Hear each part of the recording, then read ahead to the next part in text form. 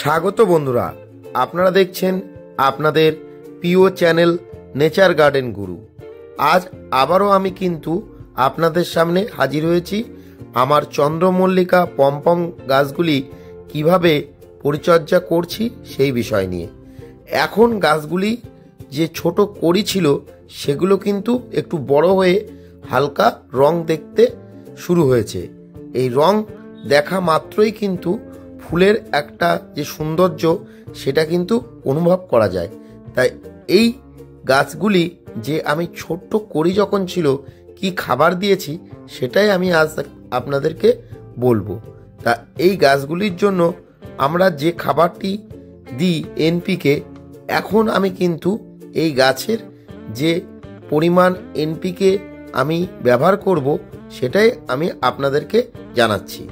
প্রথমত এই গাছগুলি যেভাবে প্রথম থেকে শুরু করে এই পর্যন্ত এনেছি, আপনারা হয়তো ভিডিওগুলি দেখেছেন।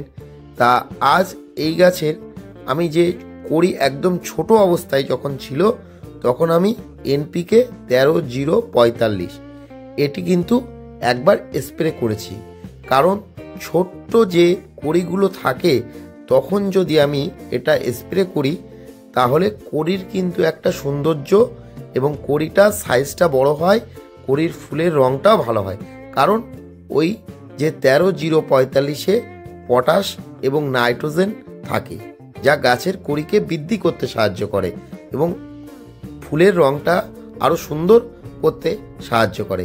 তাই বন্ধুরা, আপনারাও কিন্তু এই যে ছোট্ট যখন কুড়ি থাকবে, ফুল ফোটার আগে বা কুড়িতে রং ধরার আগে কিন্তু এই এনপিকেটি ব্যবহার করতে পারেন। আর তাছাড়া এই গাছে যে আমি এনপিকে 15-15 যেটি ব্যবহার করে আসছি সেটি কিন্তু আমি ব্যবহার করে যাব। আর তাছাড়া গাছে যখন বেশি মাত্রায় ফুলের যে কড়িটা যাতে ভালোভাবে ফোটে তার জন্য আমি কিন্তু গাছের চারিদিকটা ভালোভাবে আলো পায় তার জন্য ঘুরিয়ে ঘুরিয়ে দেব। কারণ এক সাইডে দেখতে পারবেন কিছু কিছু সাইডে যে সাইডে আলোটা বেশি পাবে সেই সাইডের ফুলটা তাড়াতাড়ি ফুটবে এবং যে সাইডের আলো কম পাবে সেই সাইডের ফুলটা কিন্তু দেরিতে ফুটবে। তাই আমাদেরকে উচিত টবগুলিকে সম্পূর্ণ একবার করে প্রত্যেক দিন যেদিকে থাকছে তার বিপরীত দিকে ঘুরিয়ে দেওয়া, তাহলে ফুলটা চারিদিকতে ফুটবে।